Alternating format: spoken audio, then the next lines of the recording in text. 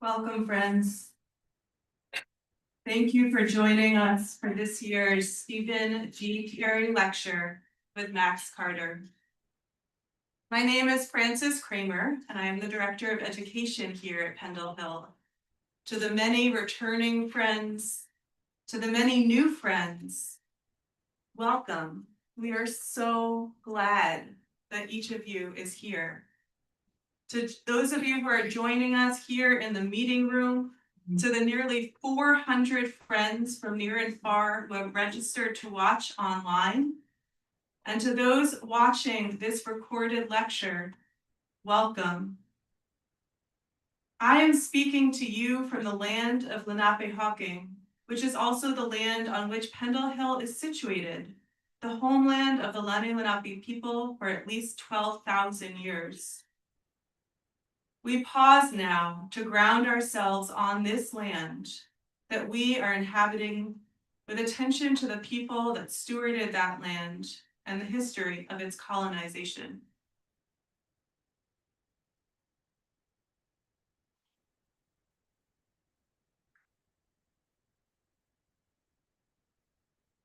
Thank you. Starting with a few logistical notes, I think we can transition to see our friends online who are joining us. We're being recorded and streamed live on YouTube. You will be able to find this recording on the Pendle Hill YouTube channel. For friends joining us online, you will be muted to support our speaker, but you can chat the tech host if you have any questions. We also have a photographer here. If you have any concerns about your image being shared, please let me or Alex know. For almost a century, Pendle Hill has been a Quaker center welcoming all for spirit-led learning, retreat, and community. We invite friends into this community in many ways, including through our daily morning meeting for worship here in the barn and on Zoom, through on-campus and online educational offerings, weaving together themes of faith and practice, prophetic witness, and creative exploration. You can learn more about our offerings at pendlehill.org and the flyers outside. Friends, as an experiment in spiritual learning community in these desperate times, we believe there is a profound hopefulness in recognizing that we do not yet know everything there is to know, and that we can continue learning from each other how to navigate these times. In that spirit, I will now invite Francisco Burgos, our Executive Director, to introduce the Cary Lecture and welcome you to this evening. Thank you.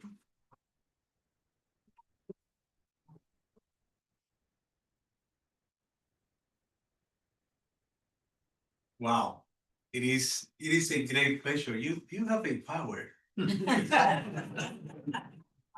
Could clue me in on it. Yeah. I don't know. I have been, as I was being delighted today to welcome you here into this gorgeous campus, I have been thinking about the power of narrative.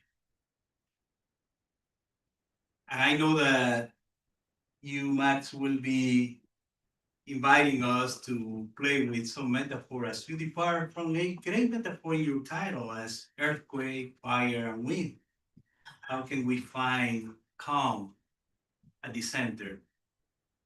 But the power of narrative is something that we as friends has to be fully aware of how we can recreate a good narrative to keep moving forward and to keep bringing transformation. I didn't thought that in our lifetime we will be facing a narrative that is so fully present every single day, trying to convince us that an ongoing genocide is okay, or that it is okay to use famine as a war weapon, or that it is okay to exercise military power in ways that are unnecessary. Yeah. So when I think about the positive narrative that we are most called to embrace, I think about this lecture and Steve Cary and his whole dream of creating spaces for recreating peace and hope within humanity.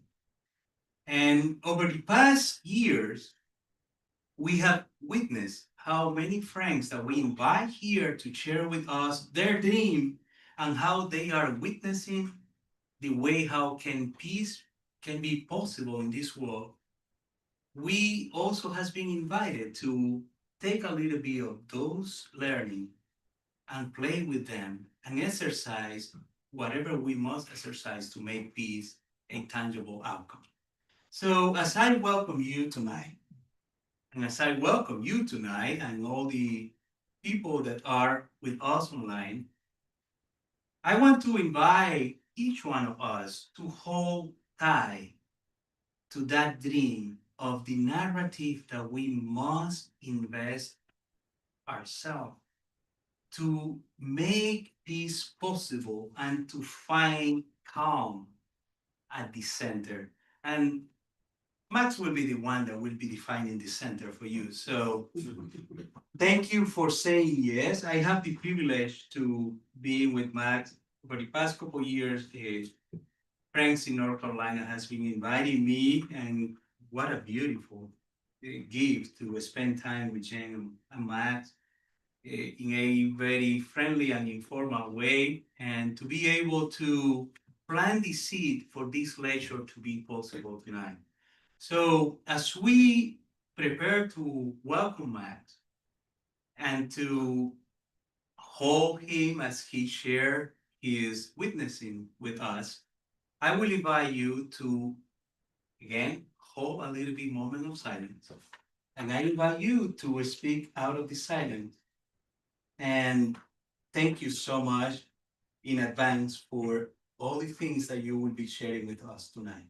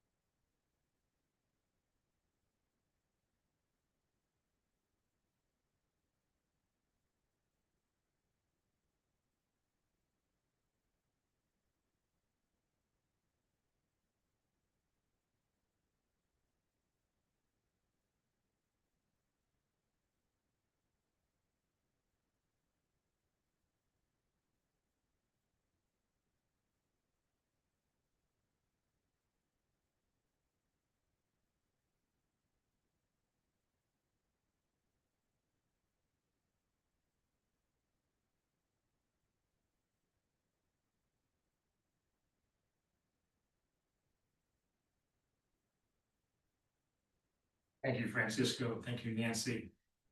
Be forewarned that if you ever invite Francisco to have tea and cookies on your deck, you might wind up giving a talk at Kindle.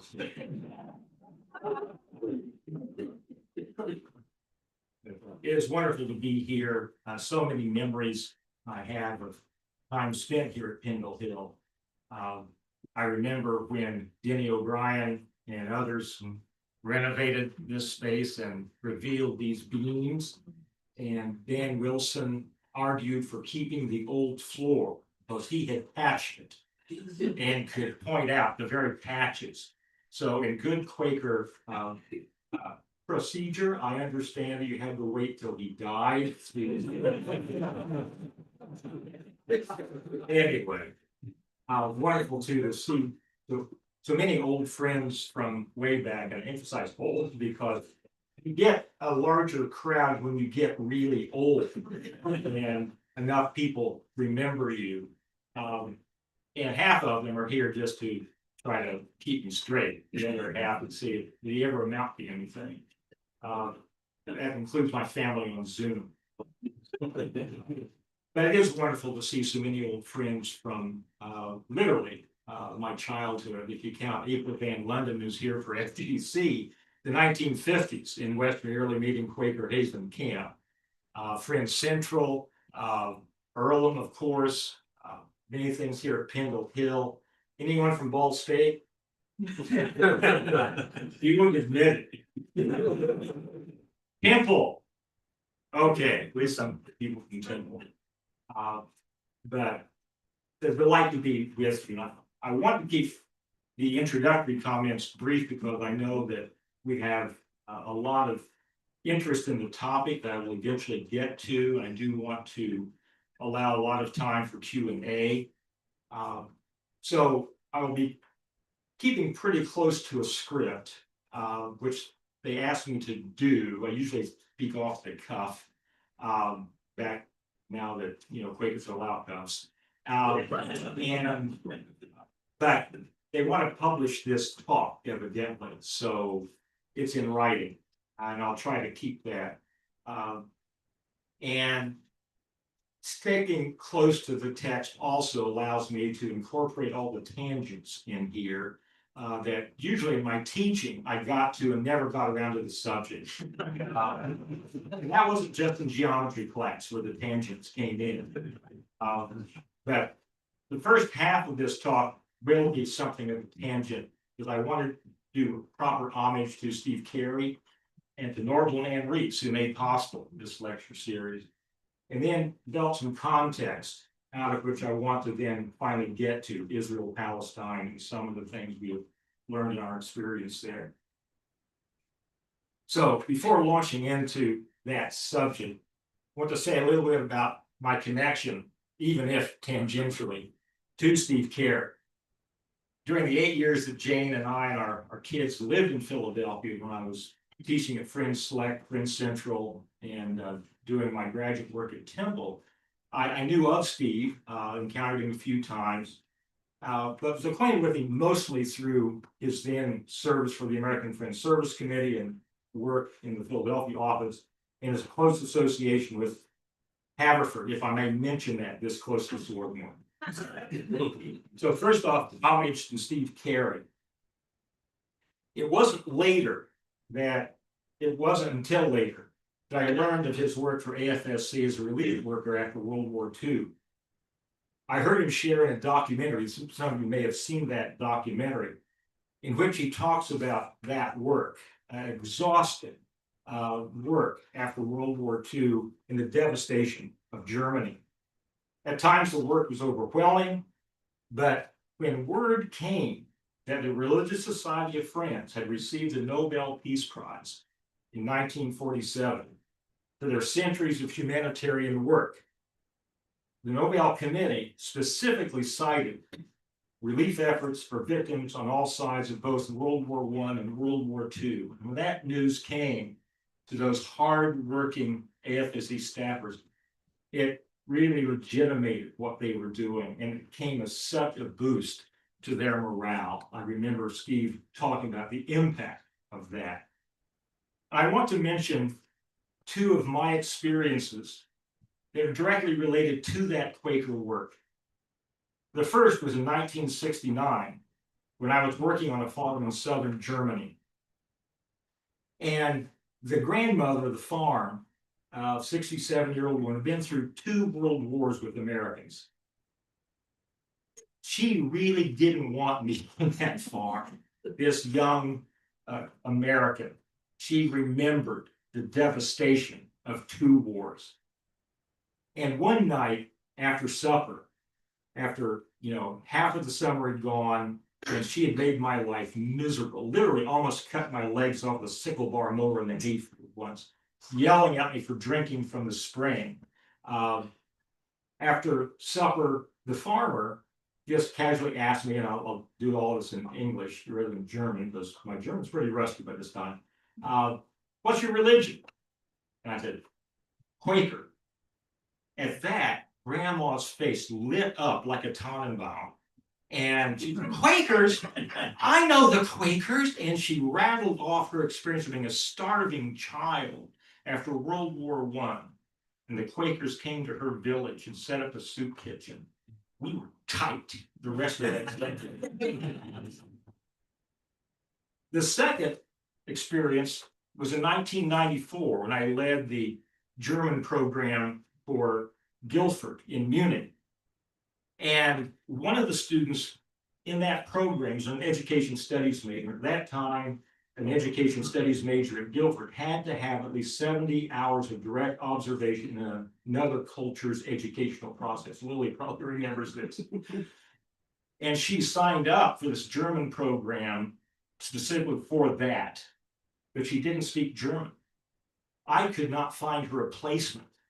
Halfway through the semester, she was desperate, I was desperate, we couldn't find a placement.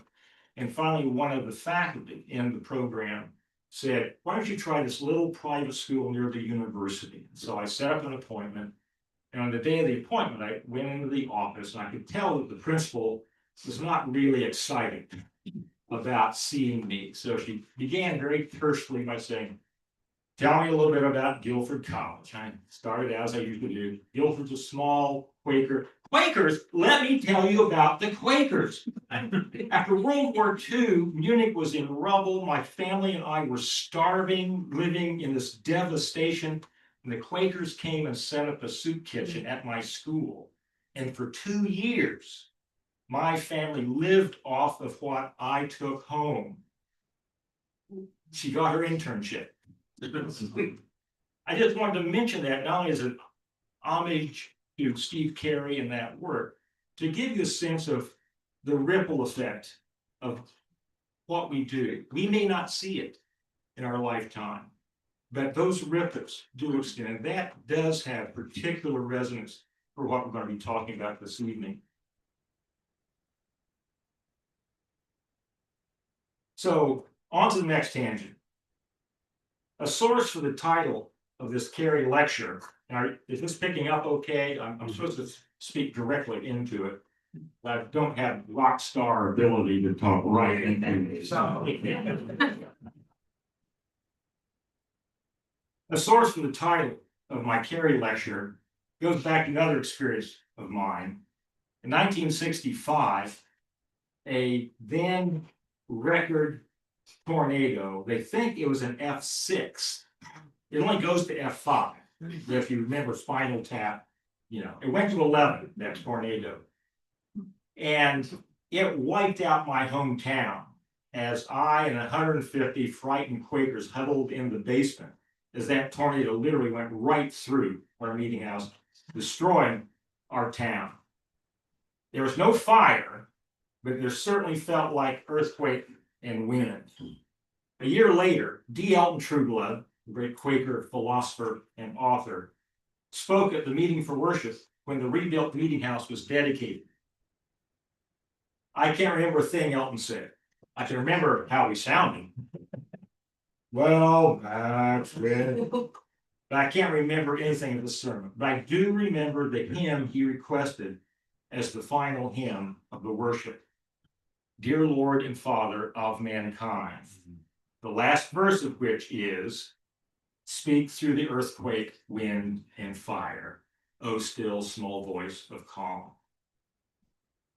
That hymn is based on the last verses of John Greenleaf Whittier's poem, The Brewing of Soma. It was written in 1872, and the poem begins with a description of how certain substances have been used to induce mystic transports, and then compares that to the outward forms that his quietist Quaker religion had rejected. It's somewhat similar to a forerunner poem of his written in 1854 called The Hashish. Yes, that hashish. It was written when most of his poetry was in the service of the anti-slavery movement. And in that poem, Whittier talks about wild mystical transports brought on by the hashish plant and what will follow on its eating, to quote his poem. In very humorous ways, he describes some of those activities and then ends by saying that they are all exceeded by what comes of dependence on a southern equivalent, cotton. For those who don't grow up in a programmed meeting or didn't grow up in a programmed friends meeting like I did, or are fans of Whittier's poetry, which I've come to understand as a smaller and smaller group. Let me share those verses of the hymn with apologies for the 19th century non-inclusive language. Dear Lord and Father of mankind, forgive our foolish ways. Reclothe us in our rightful mind, in purer lives thy service find, in deeper reverence praise. In simple trust like theirs who heard beside the Syrian sea the gracious calling of the Lord, let us, like them without a word, rise up and follow thee. O Sabbath rest by Galilee, O calm of hills above, where Jesus knelt to share with thee the silence of eternity, interpreted by love. Drop thy still dews of quietness till all our striving cease. Take from our souls the strain and stress, and let our ordered lives confess the beauty of thy peace. Breathe through the heats of our desire thy coolness and thy balm. Let sense be dumb, let flesh retire. Speak through the earthquake, wind, and fire, O still small voice of calm. Whittier had spent the bulk of his poetic life up to 1865 focused on anti-slavery and reform, with very little financial reward and much exhausting effort. With the end of slavery and the success of his popular Snowbound, his life eased, his poetry reflected more spiritual reflections and nostalgia. He had been through the earthquake, wind, and fire himself, and he was experiencing a bit of calm at that time. Now, of course, that last line in the Brewing of Soma, in that hymn, comes from the experience of the prophet Elijah and the aftermath of the battle with the assembled priests of Baal on Mount Carmel in the Bible's 1 Kings. That has long been a favorite of mine for its Texas steel cage smackdown references of one guy taking on 500 priests of Baal. If you read that thing, it's 1 Kings 19. It is as humorous as a hashish, and it really is well worth the reading. I don't know what the writer of 1 Kings was on. Probably wasn't cotton.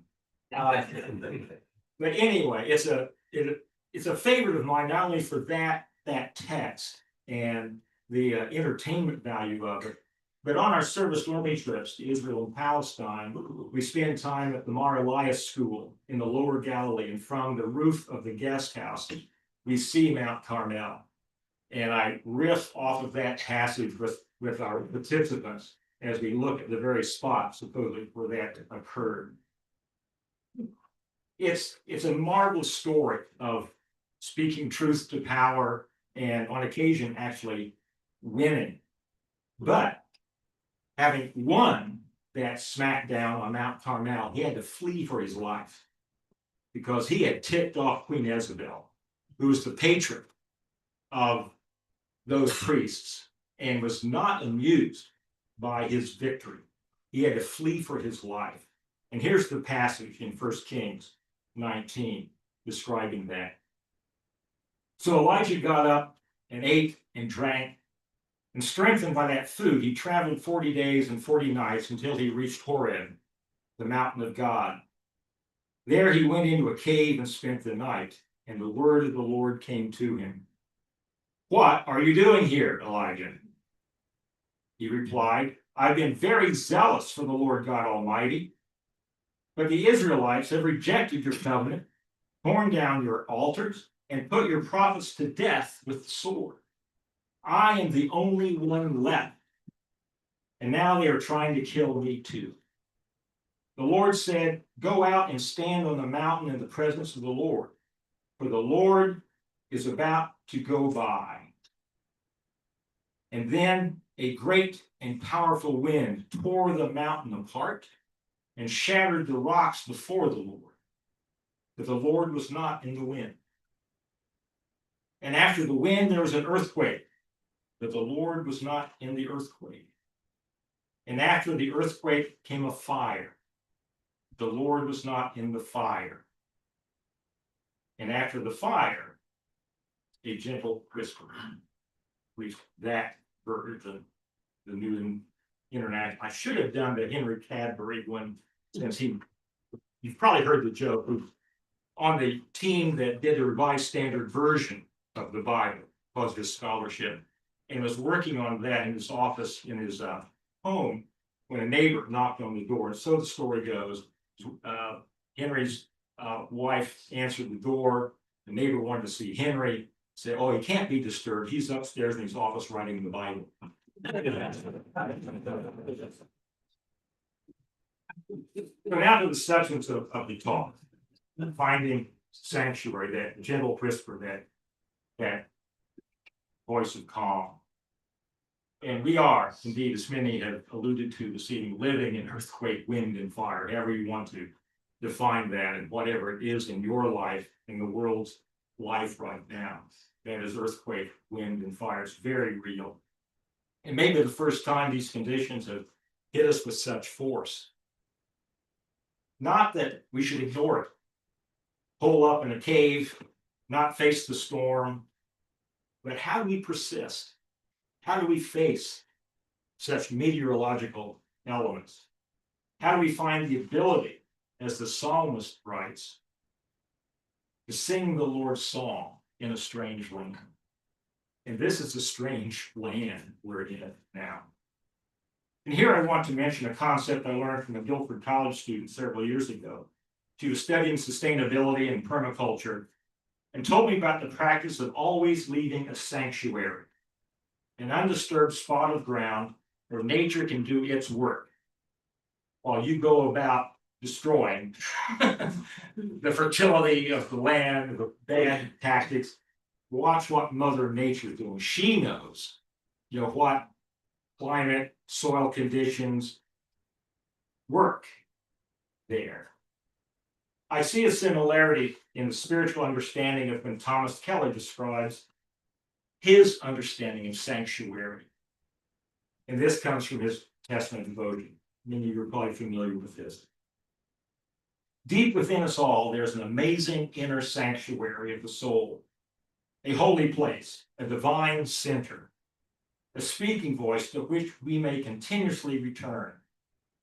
Eternity is at our hearts, pressing upon our time-torn lives, warming us with intimations of an astounding destiny, calling us home unto itself. Yielding to these persuasions, gladly committing ourselves in body and soul, utterly and completely to the light within, is the beginning of true life. It is a dynamic center, a creative life that presses to birth within us. It is a light within which illumines the face of God, who casts new shadows and new glories upon the face of others. It is a seed stirring to life if we do not choke it. It is the Shekinah of the soul, the presence in the midst. Here's the slumbering Christ stirring to be awakened, to become the soul we clothe in earthly form and action, and it is within us all. Well, one of the words that stands out to me in that familiar passage is his description of the inner sanctuary, of that inner light, as Shekinah. It's the feminine Hebrew term for the presence of God in the Jerusalem temple's Holy of Holies. The inner sanctuary where only the high priest could enter once a year on Yom Kippur, the Day of Atonement. I've often wondered where about Midwestern Quaker-born Thomas Kelly picked up a term like the Shekinah, long before Christian gospel music artists discovered that word and made lots of songs about it. T. Canby Jones, a longtime Bible scholar at Wilmington College, offers a hint in his Pendle Hill pamphlet, Thomas Kelly as I Knew Him. He mentions a meeting in Germany in 1938 between Kelly and a young rabbi, Abraham Joshua Heschel, who later became a noted Jewish theologian and philosopher. They spent 3 hours together, but in Thomas Kelly's letters home from that summer, he describes what an impact. Spending 3 hours going to the depths with this young rabbi who just escaped Poland and was on his way to refuge, sanctuary in America. I'm convinced, at least, I think Canby was convinced that may be where he picked up that Hebrew term, the Shekinah. That word for God's presence is relevant to the context of our theme this evening. Because of passages in the Bible that God's presence would never leave Jerusalem, it is fervently believed by many that the presence, the Shekinah, is still there in the Holy of Holies, even after the total destruction of the temple by the Romans 2,000 years ago. That is one of the reasons the Kotel, the Western Wall, is so sacred. Even though it is but a portion of the retaining wall for the earthen platform on which the temple was built, it is as close as it was believed at the time to the location of that Holy of Holies where God's presence still dwells. But in the 1990s, a tunnel was excavated along the Western Wall, extending from the Kotel's Plaza to the Via Dolorosa in the Muslim Quarter. There are prayer alcoves along that tunnel that the fervent believe bring them even closer to the Shekinah, still dwelling in that rubble. They take that very, very seriously. And in a poignant Christian parallel, after the beginning of the destruction of Gaza, following the Hamas attack of 2023, a nativity scene was created in the sanctuary of the Christmas Lutheran Church in Bethlehem. Many of you probably seen this. It went viral on social media. In that creche set, the baby Jesus was wrapped in a Palestinian keffiyeh, the headscarf, lying not in a manger, but in the rubble of Gaza. That is the title of the recent book written by Munther Isaac, who was the pastor of that Lutheran church at the time, now the pastor of a Lutheran church in Ramallah, where his children go to the Ramallah Friends School. The message of both the Shekinah and Christ in the rubble is that God is still Emmanuel, God with us. Now, not to break the serious tone of that understanding or the topic of this evening's talk, I do want to relate an experience once while our service learning group was taking the cable car up to Masada, that 900-foot tall plateau in the Dead Sea Valley, so central to the mythos of the creation of Israel. Masada shall never fall again. There's a whole story about that.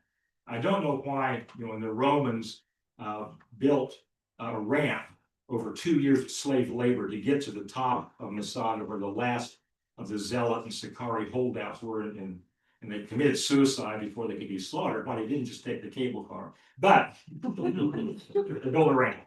So it's the Romans.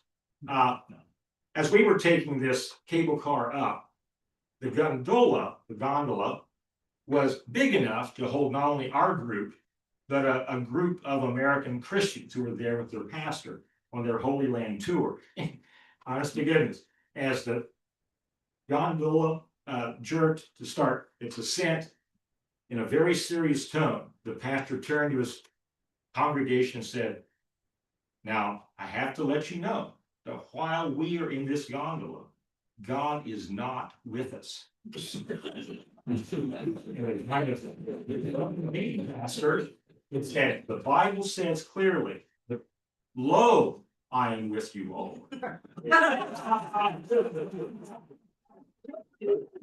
But anyway, we got there safe. So, sanctuary, that, to some strategies for maintaining a calm center. While we certainly can lean into the biblical assurance that Christ is in the boat with us, we still have to face the storm. I would like to suggest a few strategies from making it through the wind and the waves while keeping our heads above water. I'll then follow with examples of people we have met through our work in Israel and Palestine, who have taught us so much in that regard. These are 4 of the learnings. Correctly identify the storm. Now, too often, we are told incorrectly what the cause of the difficulty is. They hate our democracy.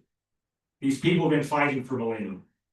They hate us because X, Y, Z, fill in the blank. When I first saw the cloud formation that turned out to be that massive tornado that wiped out our town, I thought it was just a low-hanging cloud. Correctly identifying the source is important. And that's really important in the Middle East, to correctly identify what's going on. And with Palestine and Israel, we've learned that the situation is not rooted in an eternal conflict, but essentially from recent history, a complex of issues from the late 1800s into the present. And that's really important to know. Secondly, recognize the source of the storm's power. The storm in 1965 had a source providing its energy. The clash of a cold front with a warm front, meteorological conditions. Same with the conditions in the Middle East. With Palestine and Israel, that source is also a complex of factors, including 19th century colonialism, geopolitics, Christian Zionism, and religious fundamentalisms, among others. A third, take action rather than focusing on the weather reports. We could have sat next to our radio or TV listening to the weather reports, although we didn't that day. But it's time to get to the storm cellar. It's time to take action once you know what those conditions are. And for my wife and me, our experience in Israel and Palestine has led us to take actions that include daily contact with our elected officials, to no avail, but daily contact. Jane does a limerick, I do a haiku, then we follow them up with phone calls and other email contact to say, we may not get through to our senators or representatives, maybe we can get through to those naive interns and those fresh-faced staffers that have to read our daily haikus and limericks. And fourth, learn from others who have weathered the storm. After the tornado wiped out Roosevelt, folk built back in very different ways than they had built before, anticipating the possibility of another storm. And in the Near East, in the Middle East, in West Asia, whatever you want to call it, in Israel and Palestine, it's important to be involved in joint reciprocity. It's important, while we seek to support and accompany those in the region, to learn from them, to work alongside of them for a just peace, but primarily value their experience, what they are doing, and learn from them. This is one of the things I still harken back to. Some of you may know the Mohawk Retreat Center, the Albert Smiley and the great Quaker Retreat Center in New York, and the Indian conferences they held there for decades in the late 1800s and into the 1900s, as Quakers gathered to talk about the Indian problem. But they never invited an Indian. It's important to learn from the folk that we are accompanying. Okay, so some of the people we've learned from. And these are just a few vignettes of some of the Palestinians and Israelis that we've learned from and understanding the situation, finding out how they find a means to persist. I've changed a lot of the names for the purpose of guarding against mischief, which is a polite term for what too often happens to those identified as maintaining persistence in working for justice. And since this is going public, it is important to protect some of these folk. Others that I will mention don't really care because they're already so public that they're on the radar. First, I want to mention is Muhammad. Muhammad was our former beloved program coordinator in Ramallah, a teacher of mathematics at the Fringe School.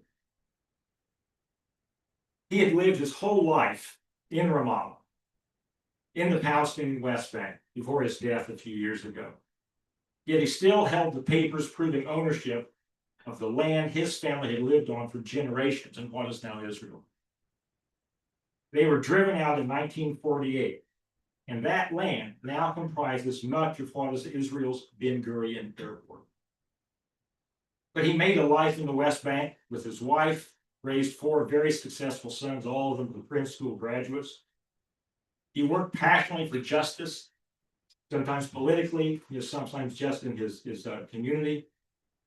But he bore no enmity for what he had lost, what his family had lost. He introduced us to an incredible array of Palestinian civic and political leaders who were also working for a nonviolent resolution to the situation, and educated us remarkably well, but again, with a remarkable lack of enmity and anger or hate. I once asked Muhammad, if you could return to that land that your family owned, even if it is radically different now, you'd have to dodge jets, land it, where your pasture fields used to be. And it meant leaving the life you created for yourself and your family here, would you? Without hesitation, he responded, yes. Ihsan was an 11th grader at the Fringe School at the time of a brutal arrest in the middle of the night 3 years ago.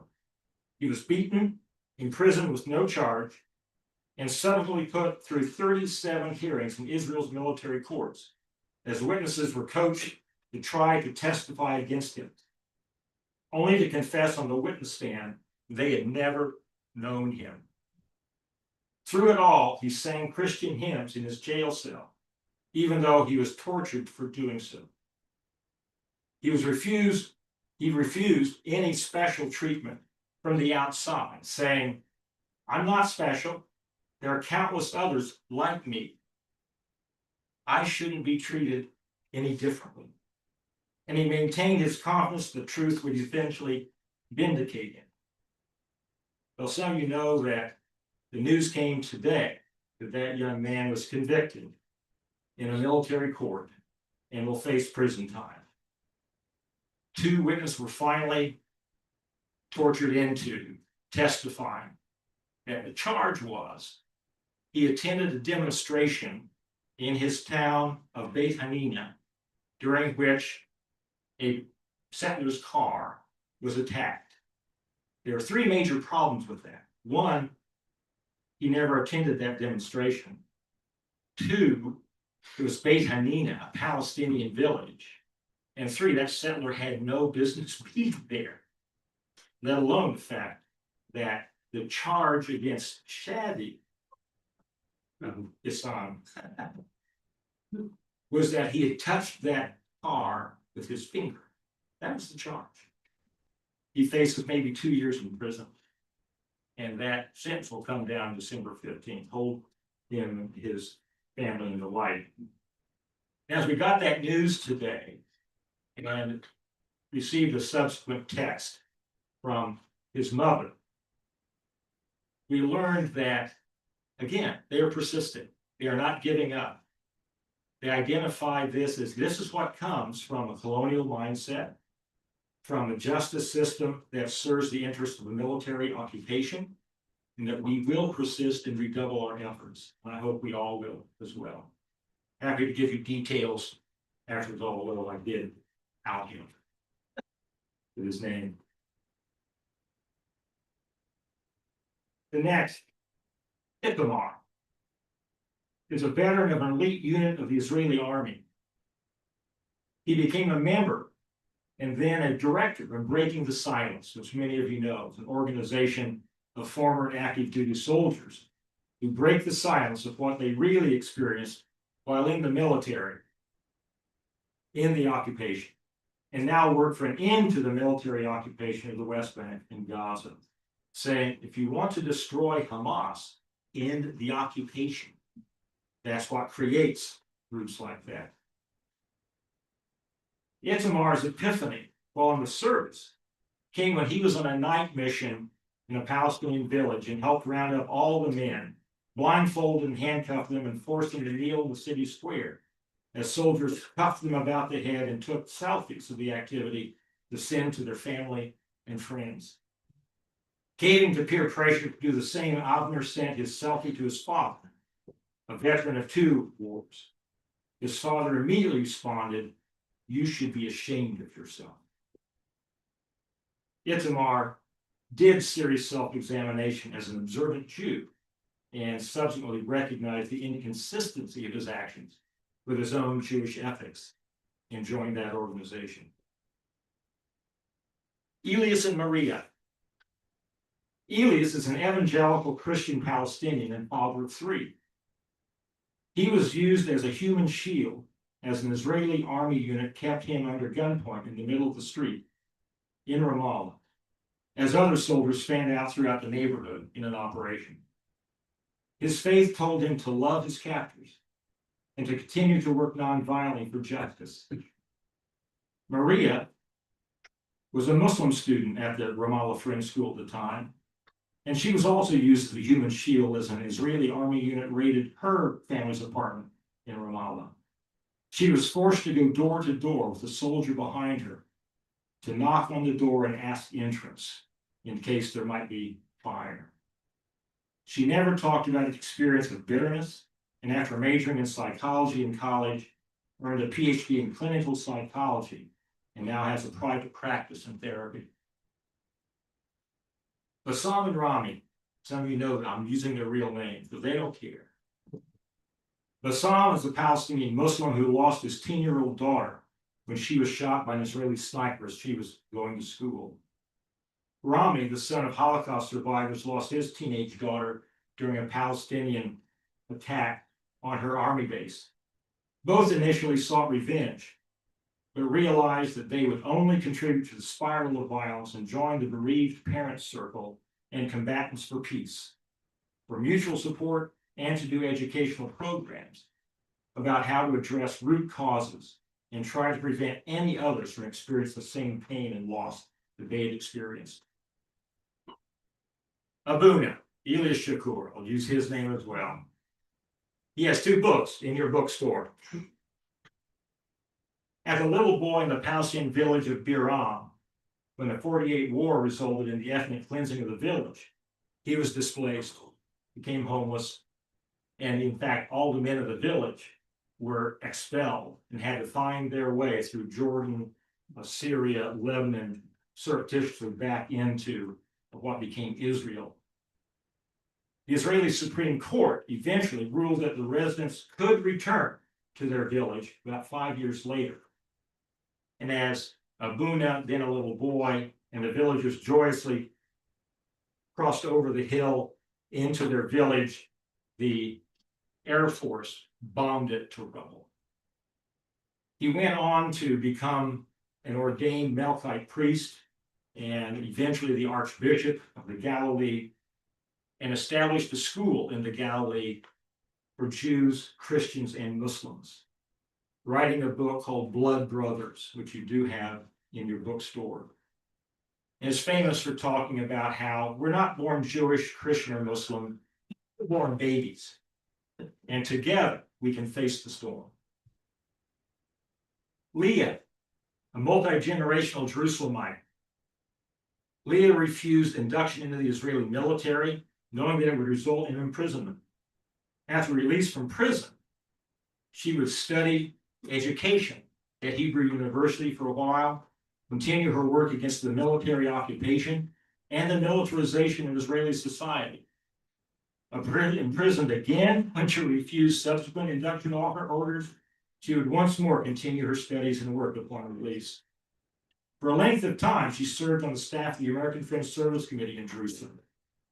Unflappable and even-keeled, she is a model of calm in the storm. Some of you know her.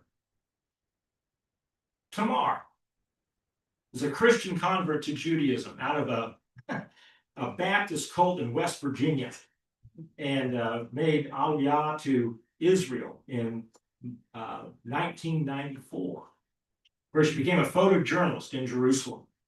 She is one of the very few Jewish journalists who regularly works throughout the occupied Palestinian territories, chronicling the real story of their situation and publishing photos in the major wire services to get that story out.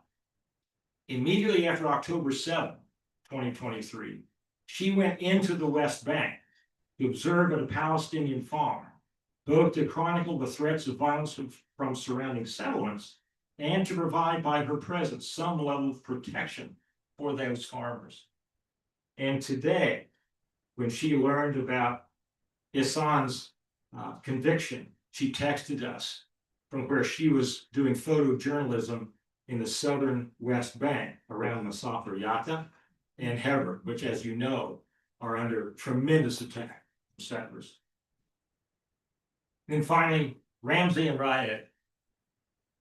These are third-generation farmers on a 100-acre farm outside of Bethlehem. They have title to their land from Ottoman times, re-registered through successive occupations by the British and the Jordanian. But now it's occupied by Israel. And they have worked for decades to have their land re-registered, but to no avail, because they live in Area C in the West Bank, an area under Israel's complete control. And they are surrounded by several large settlements of the Gush Etzion block, 3 on hilltops right next to their 100-acre farm. There are demolition orders on every structure above ground. Their road to their markets and their church, they are Lutherans, in Bethlehem has been cut off. They have no direct access to Bethlehem. All utilities have been cut off. 25,000 of their grapevines have been destroyed over the years. Thousands of their fruit trees have been cut, burned, or bulldozed. Whole harvests have been stolen. Last year, just before we went, all of their grapes, even before they were ripe, had been stolen by settlers. They've been physically assaulted as well. Yet at the entrance to their farm, some of you have been there and seen this, on a stone, in several languages, we refuse to be enemies. When asked how they remain nonviolent and steadfast, they respond, we're Christians. It's what Jesus tells us to do. So these friends of ours in Palestine and Israel have taught us about the history and root causes of the situation. They've helped us recognize the false narratives that dominate understandings of that situation. Their commitment to creative nonviolent action has inspired us.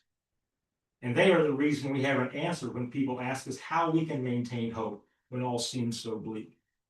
We have to. They do. But how do they maintain hope when all the evidence points in the direction of hopelessness and despair? How do our Israeli friends find the will to pursue paths that guarantee the calumny of those in power?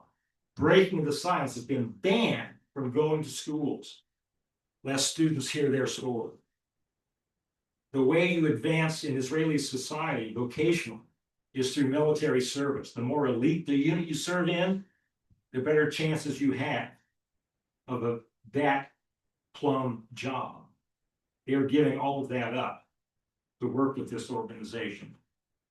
They lose friendships, even family members. And they don't show much success. The settlements expand, the occupation deepens, but they persist. How do Palestinians display what another Ramallah Friends School graduate has told us? We Palestinians believe that to be Palestinian means to have an incurable hope. What many of our friends call long hope. Faith certainly plays a role in this, a major role. The Jewish spiritual teaching and practice of Tikkun Olam, repairing the earth, and the witness of the prophets inform our Israeli friends. Just this past Friday night, Jane and I were invited to a gathering in the Jewish community in Greensboro at a rabbi's home. Another rabbi was present. Members of the Jewish community were there and invited us to help celebrate Sharona Weiss, an Israeli who'd lived in Greensboro for several years, was returning to Israel to work for an organization that supports and advocates for these Israeli and Palestinian peace activists that are routinely imprisoned, beaten, harassed. And when people are asking her, do you understand what it's like over there now? I have to go. It's my calling. And it's my Jewish duty to live out those values, mishpat, tzedakah, tikkun olam. Our Muslim friends have a deep belief that all is under the absolute sovereignty of Allah, of God, and that we are vice regents in carrying out God's ultimate will, that all shall eventually live under the shadow, the positive, productive, and protective shadow of the purposes of the Almighty, whose dominant characteristics are mercy and beneficence. An observant Muslim begins each act with Bismillah ar-Rahman ar-Rahim, the name of God, the merciful, the beneficent. And our Christian friends lean heavily on that verse from James 1:12. Blessed is the one who perseveres under trial, because having stood the test, that person will receive the crown of life that the Lord has promised to those who love God. The Arabic word for this steadfastness is samud. And the symbol of it, especially for Palestinians, is the olive tree. Historically, the source of sustenance and life itself for so many. The tree provides oil, wood, shade, and it provides inspiration. Its very existence is a testament to samud, to steadfastness, and that it thrives in rocky soil under harsh, unrelenting conditions. Searing heat, long months without rain, and today the constant threat of destruction. It persists through adaptation, through its being firmly rooted in the soil, and through its ability to regenerate. This role of the olive tree is why it is doubly tragic when trees that have been cared for, sometimes over millennia, are destroyed in the attempt to drive those people from the land. Just last week in a village outside of Ramallah, 10,000 olive trees were destroyed as a collective punishment, an international crime. So making this a bit personal and trying to finish up so we have more Q&A. How do we apply these lessons in our personal lives? We too are facing earthquake, wind, and fire. Not yet as dire for most of us as it is for those who are living through genocide and ethnic cleansing and starvation. But I take seriously what my Quaker faith has to offer me and to us. That which is right and true, that which deserves the last measure of our devotion, is determined by the interaction of sacred writings, tradition, the light in our reason and conscience, personal experience, and continuing revelation discerned in community. I find hope in the Quaker belief in the inward apocalypse, the experience that Christ has come as that light within, that Shekinah, leading, guiding, directing, making God's will known, making real the coming of heaven on earth as it is in heaven. But practically speaking, how do we find that calm center out of which to act? To live as if that kingdom has come and that we can live in it. Especially when all seems to be going to heck and no handbasket appears to be provided. For one thing, I try to take the advice of Thomas Kelly yet again. You cannot die on every cross. Pick the few you're willing to die on and have faith that others will carry those other crosses. For me, that has meant picking 2 or 3 key issues that I focus on that inform my daily haikus, Jane's daily limericks. They are the subject of my letters to the paper and the demonstrations I attend. They are the recipients of my financial resources and energies. I've also found that it's important for me to limit my posts and responses on social media and in most interpersonal encounters, especially when those who hold very different positions than I do don't really want to hear and seem oblivious to any reason or rational argument.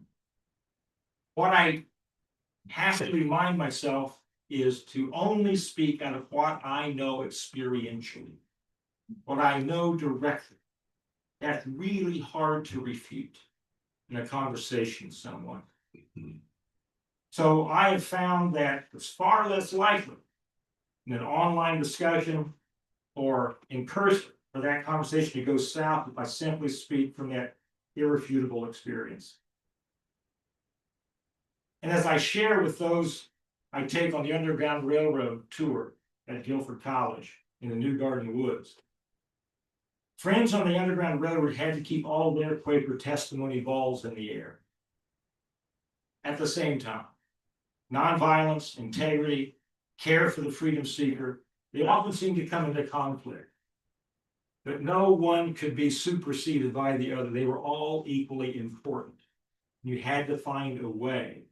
Sometimes they found very creative ways to tell the truth. Just don't tell everything you know, necessarily.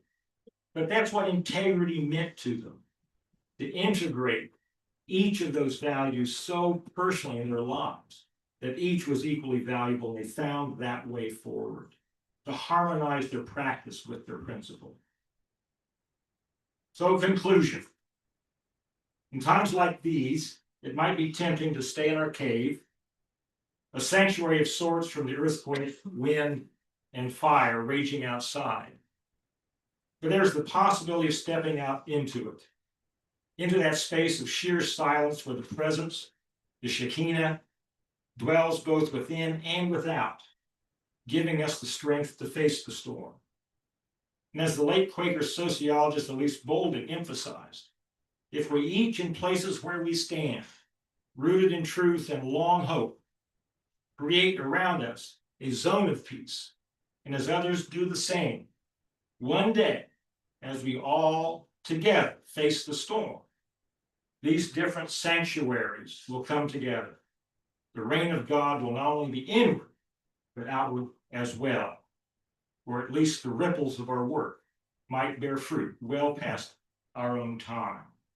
Inshallah, Ezrat Hashem, Lord's willing, and the creek don't rise.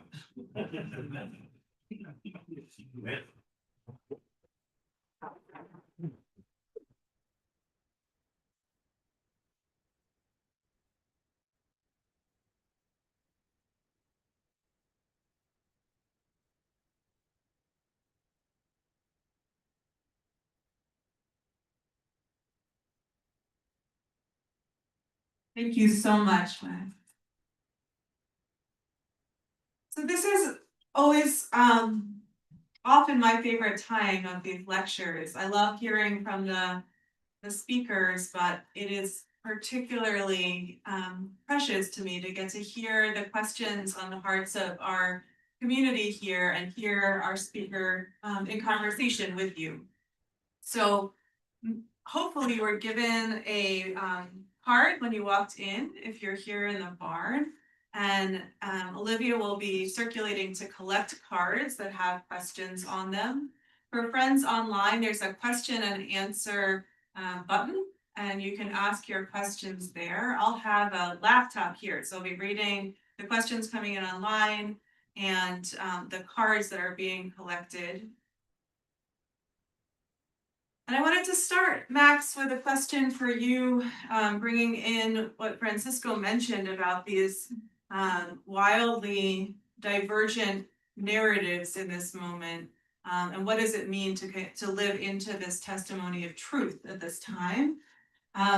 You shared really powerfully about the way you build your reality and your understanding experientially through personal relationships. And I'm curious, beyond the personal relationships, are there sources that you look to understand what's happening, especially in Palestine and Israel right now? Are there places that you gather your understanding of truth, whether it's online or media sources, as I think many of us here are struggling to understand what does it mean to witness truth?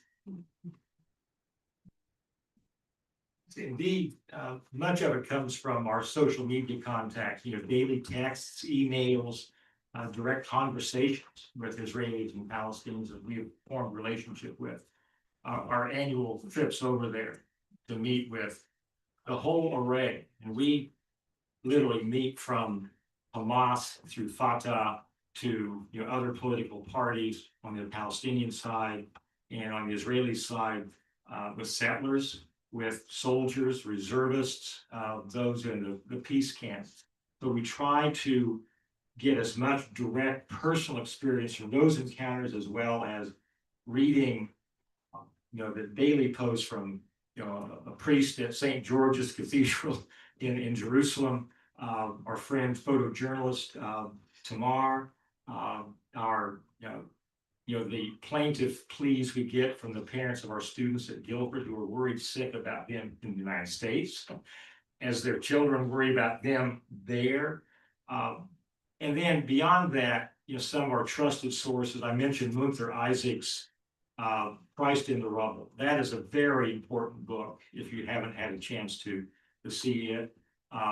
Abuna Ili Shakur's Blood Brothers is a very good look at his attempt reconciliation. The publications of Breaking the Silence and of the human rights organizations in Israel and Palestine.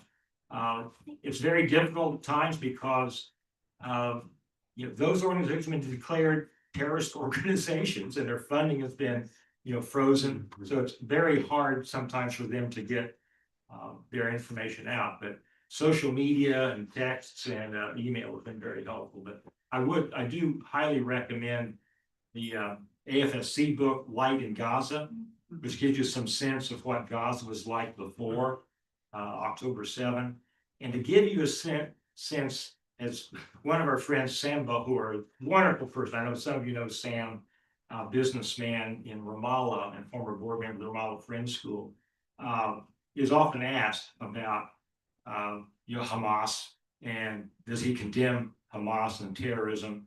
And he says, I condemn the siege of Gaza 16 years prior to October 7.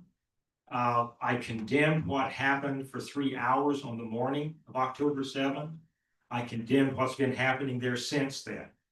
And again, putting into context that October 7 wasn't the start of what happened now. And to understand that again from talking with people directly, reading books like Light in Gaza or Alice Rothschild's wonderful book about Gaza, Condition Critical. That was 15 years ago when Condition was critical. She's a Jewish physician who visited in Gaza and described in medical terms the conditions that were going to lead to what happened October 7th.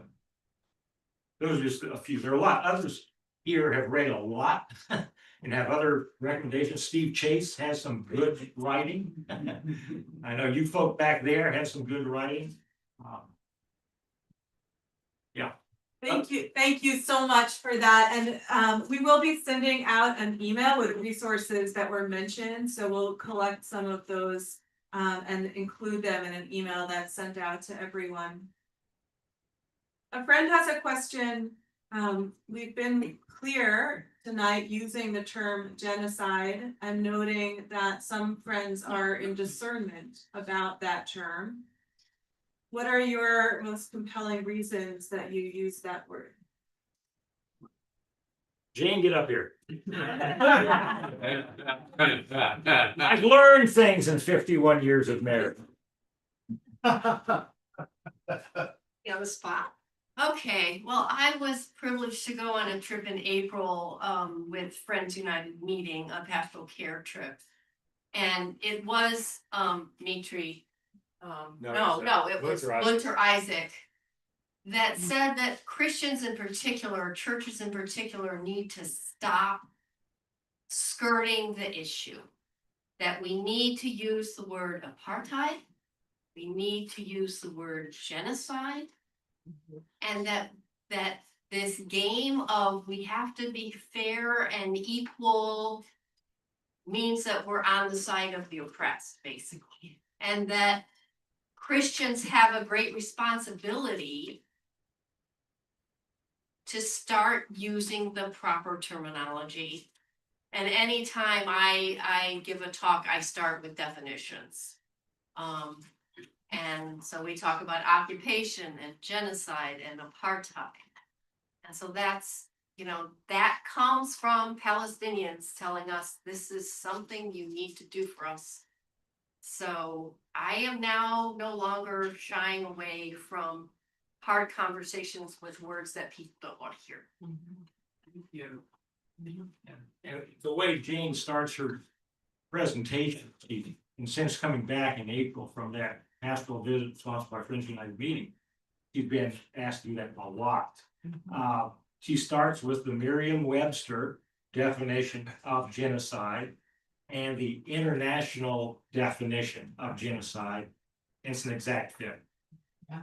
Killing in total or in part a population, ethnic cleansing. Look up the definition, and it fits.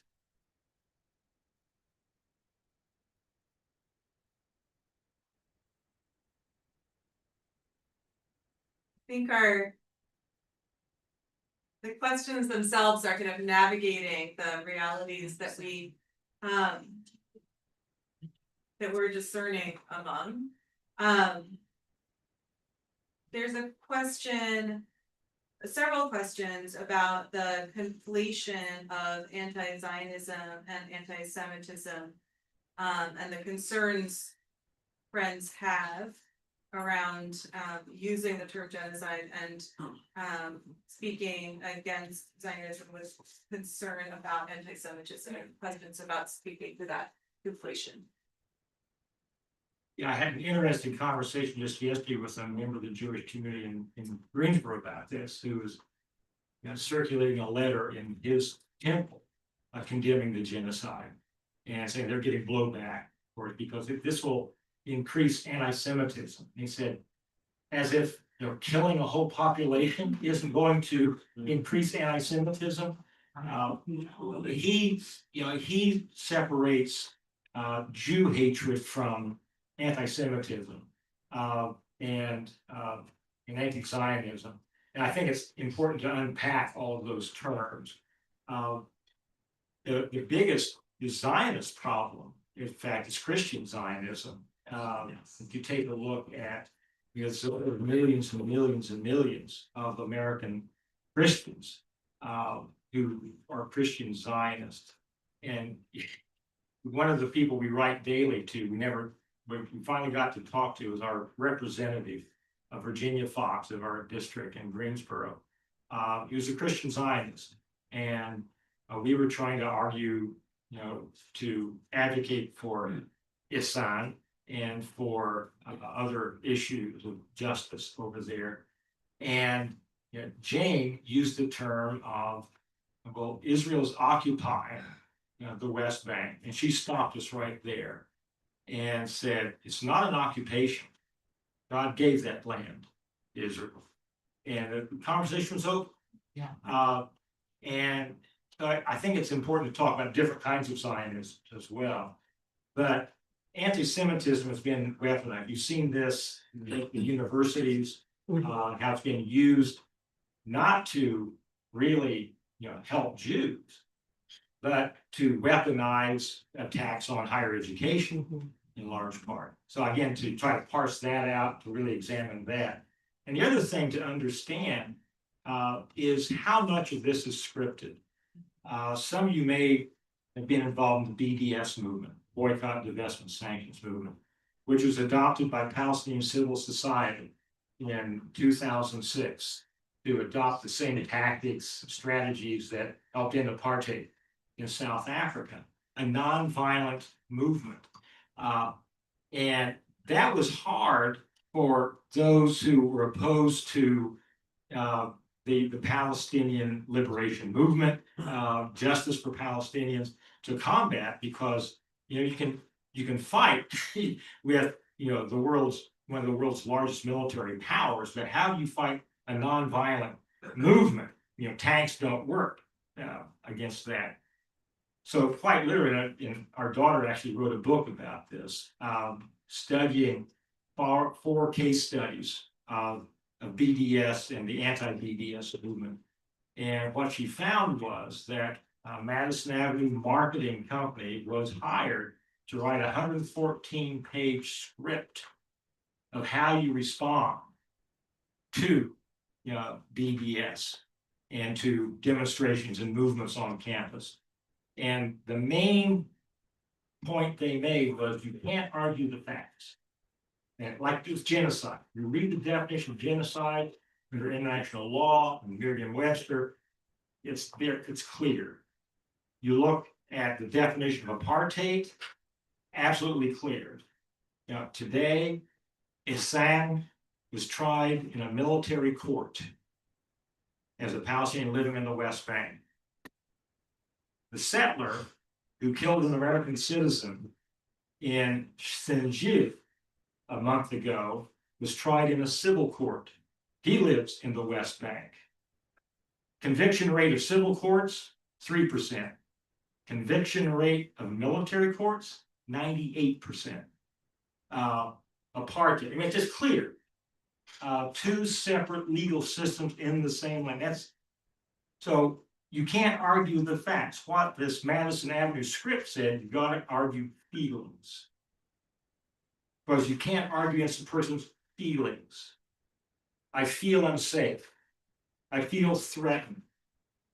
And you watch it, on our campus, and you watch it, what has been the attack on our Columbia. Yeah.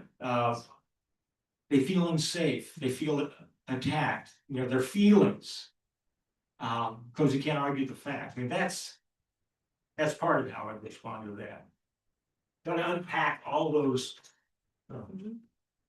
You mentioned higher education a couple of times. A number of Friends schools have also canceled scheduled talks by Israeli and Palestinian peace advocates and suppressed student activism against Israel's war and occupations.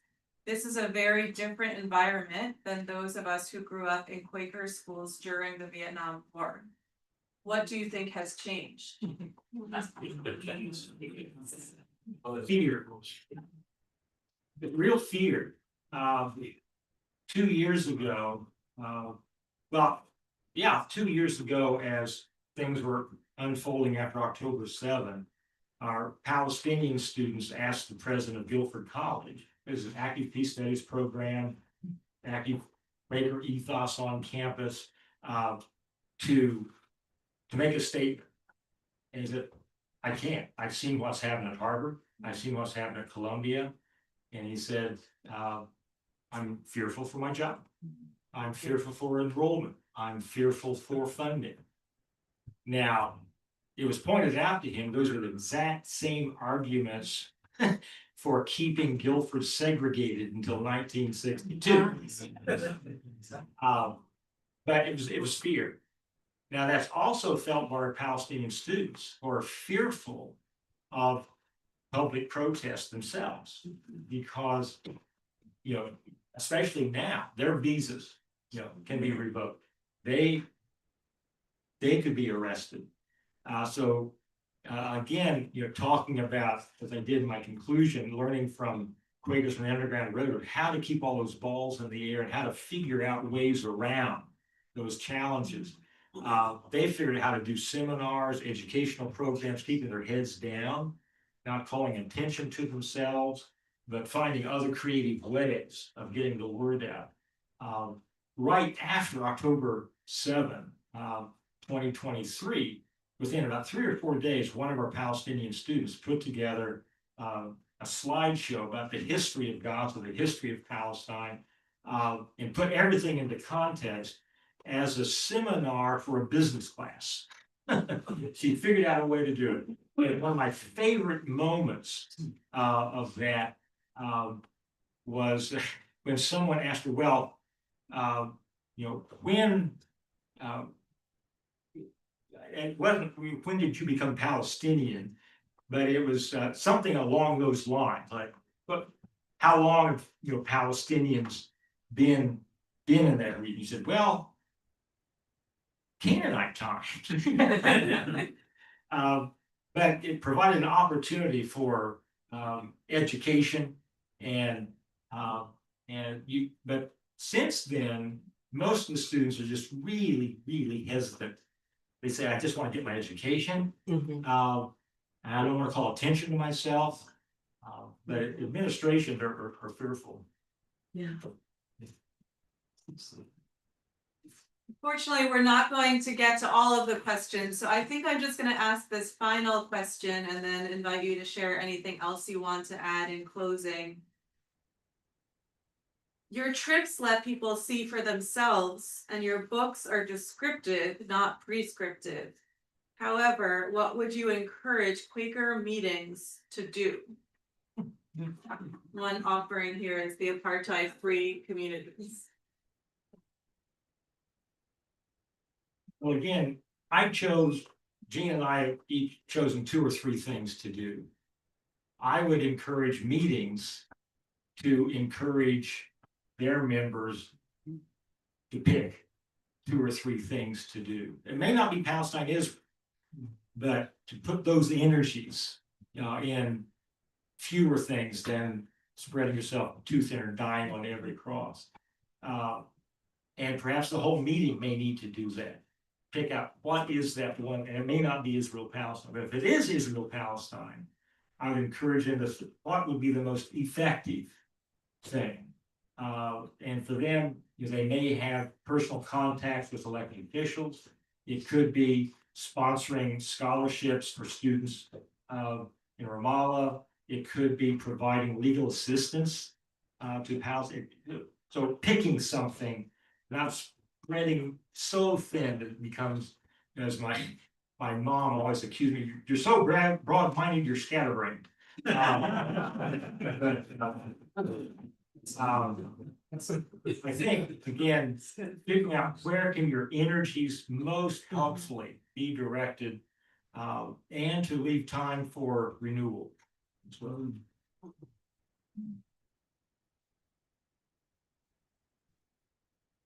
Thank you.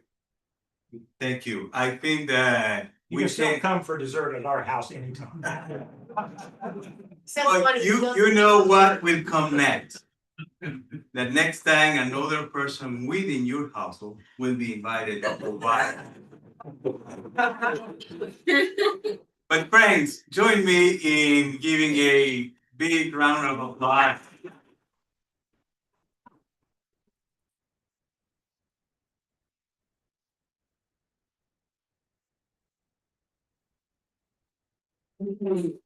Thank you so much for the friends that has joined us online across the globe, and for all of you that made it tonight here at Pendle Hill.